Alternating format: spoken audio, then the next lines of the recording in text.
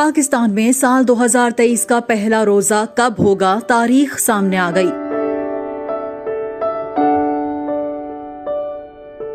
رمضان المبارک کا مہینہ اللہ تبارک و تعالیٰ کی بڑی عظیم نعمت ہے۔ اس مہینے میں اللہ تعالیٰ کی طرف سے انوار و برکات کا سیلاب آتا ہے اور اس کی رحمتیں برستی ہیں۔ یہ مبارک مہینہ اس لیے عطا فرمایا گیا کہ 11 مہینے انسان دنیا کے کاموں میں مصروف رہتا ہے، جس کی وجہ سے دلوں میں غفلت پیدا ہو جاتی ہے، روحانیت اور اللہ تعالیٰ کے قرب میں کمی واقع ہو جاتی ہے۔ رمضان المبارک میں ہم اللہ کی عبادت کر کے اس کمی کو دور کر سکتے ہیں۔ پاکستان میں سال 2023 کے پہلے روزے کی ممکنہ تاریخ سامنے آ چکی ہے۔